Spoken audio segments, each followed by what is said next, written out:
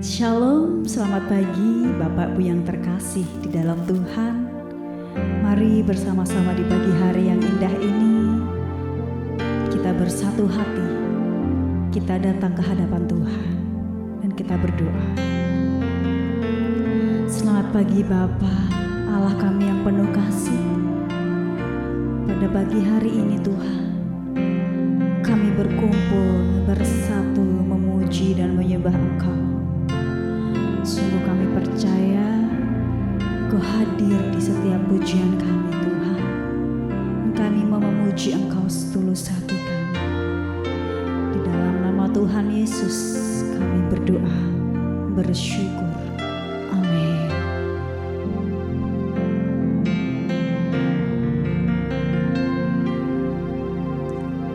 Berikan pada kami hati yang mengasihi, jiwa-jiwa yang baru mengenal kasih Bapa.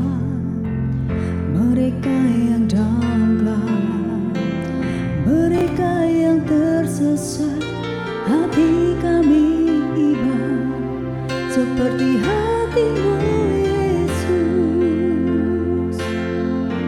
Tuhan, ini tugas kami, beri keberanian bagi kami, taruhlah roh yang rela melayani dan menyenangkan hati Tuhan, itu yang ku ingini.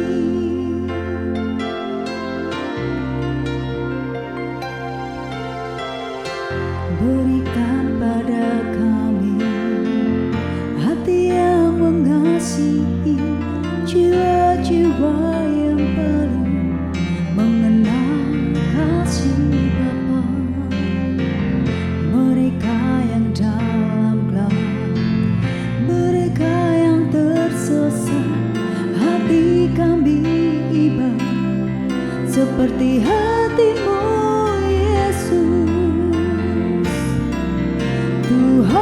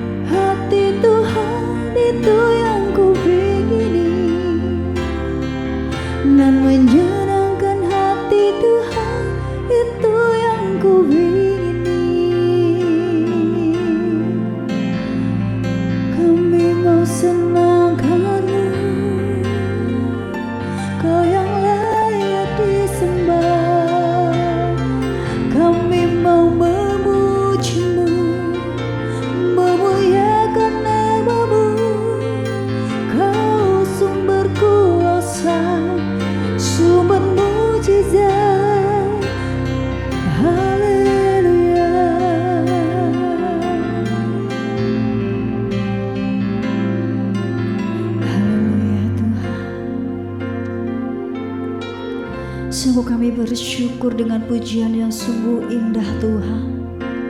Sungguh kami percaya Roh-Mu ada di tempat ini. Kami percaya kuasa-Mu ada di tempat ini bersama setiap kami Bapa. Saat ini kami mau dengarkan firman-Mu. Kiranya Kau yang bertahta di antara setiap kami Bapa. Di dalam nama Tuhan Yesus kami berdoa, bersyukur. Amin. Shalom dan selamat pagi semuanya. Kita berjumpa kembali dalam program Doa Pagi Online GKI Pondok Daud. Bagaimana kabar Anda pada pagi hari ini? Saya berharap pada pagi hari ini kita semua dalam keadaan yang sehat, keadaan yang baik, keadaan yang kuat, dan juga tidak berkekurangan sesuatu apapun. Karena apa? Karena kita pasti tahu apabila penyertaan Tuhan dan juga kebaikan Tuhan akan selalu dinyatakan dalam hidup kita. Betapa Tuhan menyayangi kita dan juga Tuhan rindu apabila lewat hidup kita akan ada berkat-berkat yang dinyatakan untuk kemuliaan nama Tuhan. Untuk itu mari kita persiapkan hati dan juga pikiran kita untuk kita boleh belajar tentang sesuatu yang baru lewat sharing firman di pagi hari ini. Dan di bulan September ini gereja kita memiliki sebuah tema pembahasan yaitu tanda-tanda zaman. Mungkin terdengar agak menakutkan atau terdengar agak ekstrim tema kali ini. Tetapi Bapak Gembala dan juga gereja kita memiliki sebuah kerinduan apabila kita sebagai orang-orang percaya dan juga kita sebagai orang-orang Kristen, kita boleh benar-benar mempersiapkan diri kita untuk melakukan yang terbaik. Karena apa? Karena kedatangan Tuhan Yesus yang kedua kalinya sudah semakin dekat. Untuk itu, Bapak dan Ibu Saudara yang terkasih dalam Tuhan, apakah Anda pernah mendengar tentang sebuah istilah yaitu Way of the Future atau yang biasa disingkat dengan WOTF? Way of the Future sendiri adalah sebuah jenis agama baru yang baru-baru ini muncul, di mana dalam komunitas mereka beranggapan apabila kecerdasan buatan atau artificial intelligence adalah dapat menggantikan peranan dari Tuhan, di mana diciptakan dan juga dibuat oleh seorang bernama Anthony Lewandowski, dan beliau adalah seorang mantan eksekutif dari sebuah perusahaan terkenal yaitu Google dan juga Uber. Dan dari peristiwa ini kita membuktikan bahwa pada akhir zaman ini teknologi akan menjajah kita, di mana dengan berbagai macam yang ditawarkan oleh teknologi, dengan berbagai macam luar biasanya teknologi yang dibuat itu dapat mengalahkan kerohanian kita. Bayangkan saja ada seseorang yang menikah dengan sebuah robot, di mana robot tersebut dapat diproses dan juga dapat dibentuk menyerupai manusia, dan juga robot itu dapat diperintah atau dapat juga diberikan sebuah sandi di mana mereka dapat menuruti setiap keinginan ataupun kemauan dari pemiliknya. Mengerikan bukan? Manusia pada akhir zaman ini akan mencari segala sesuatu yang dapat memuaskan keinginan mereka tanpa memandang apakah hal itu benar atau tidak. Kemajuan ilmu teknologi membuat banyak orang cenderung untuk mengandalkan akal budi mereka sendiri, dan yang terjadi adalah mereka perlahan mulai melupakan Tuhan dalam hidup mereka. Tidak salah apabila kita memiliki pendidikan yang tinggi, pengalaman yang banyak, dan juga pengetahuan yang mendalam. Namun dalam firman Tuhan itu tidak dibenarkan, di mana kita tidak boleh mengandalkan kemampuan diri kita sendiri, seperti yang ada di dalam kitab Yeremia 17 ayat 5. Terkutuklah orang yang mengandalkan kekuatannya sendiri dan yang hatinya menjauh daripada Tuhan. Kemajuan teknologi tidak boleh membuat hati dan juga pikiran kita juga ikut menjauh daripada Tuhan. Bahkan hari-hari ini kita juga tinggal di dalam sebuah dunia yang penuh dengan kejahatan dan juga ada banyak sekali dosa di sekeliling kita. Bahkan rasa-rasanya untuk keluar rumah pun kita ada rasa takut, di mana belum lagi saat kita membuka handphone kita, saat kita membaca internet, saat kita mendengar berita-berita yang ada di televisi ataupun di radio, di mana semuanya diisi oleh kejahatan, oleh bencana alam, dan juga peperangan yang tidak pernah kunjung selesai-selesainya. Untuk itu banyak kejahatan dan dosa yang ada di sekitar kita ini menimbulkan sebuah pertanyaan besar. bagaimana cara kita untuk hidup aman, bagaimana cara kita mendapatkan sebuah ketenangan, dan bagaimana kita boleh mempersiapkan diri kita dengan baik di akhir-akhir zaman ini. Kitab Mazmur 121 ayat 1-8. Nanti saudara bisa membaca di rumah, yang memiliki judul perikop adalah Tuhan Penjaga Israel. Setidaknya ayat firman Tuhan di atas boleh menjadi kunci dan juga kekuatan kita di pagi hari ini untuk kita boleh mempersiapkan diri kita dan juga kita boleh terus ada dalam penjagaan Tuhan di akhir zaman yang jahat ini. Dan saat Alkitab berbicara tentang Israel, itu tidak melulu konteksnya adalah tentang bangsa Israel, tetapi Alkitab justru rindu apabila saudara dan saya adalah boleh menjadi Israel tersebut, di mana kita semua adalah orang-orang percaya, kita semua adalah orang-orang pilihan Tuhan, dan Tuhan berkenan dalam hidup saudara dan saya semuanya. Oleh karena itu pada pagi hari ini kita rindu untuk belajar 3 hal apa saja yang harus kita perlukan atau yang harus kita lakukan ketika kita boleh menjadi pribadi-pribadi yang terus ada dalam penjagaan dan juga pertolongan Tuhan di zaman yang jahat ini. Yang pertama, pribadi yang mau diatur dan taat pada Tuhan. Coba saudara lihat, setiap kali bangsa Israel mau taat dan tunduk, maka bangsa Israel semakin diberkati, di mana saat mereka maju berperang, musuh-musuhnya gentar, musuh-musuhnya takut, dan bahkan mukjizat demi mukjizat terjadi untuk Israel. Tetapi saat mereka hidup dalam ketidakteraturan atau ketika mereka tidak mau diatur, maka ada saja masalah, ada saja pencobaan yang datang menghampiri mereka. Begitu juga dengan Saul yang hidupnya penuh dengan hal-hal yang buruk karena tidak memiliki keteraturan atau ketaatan bersama dengan Tuhan. Dan juga sama ceritanya dengan Simson ataupun Daud. Saat Daud hidup tidak teratur atau saat Daud tidak taat dalam hidupnya, maka Daud justru mengalami pengejaran dalam hidupnya. Oleh karena itu pada pagi hari ini kita mau belajar untuk menjadi seorang pribadi yang memiliki ketaatan di hadapan Tuhan. Daniel 6 ayat 11. Lalu orang-orang itu bergegas-gegas masuk dan mendapati Daniel sedang berdoa dan bermohon kepada Allahnya.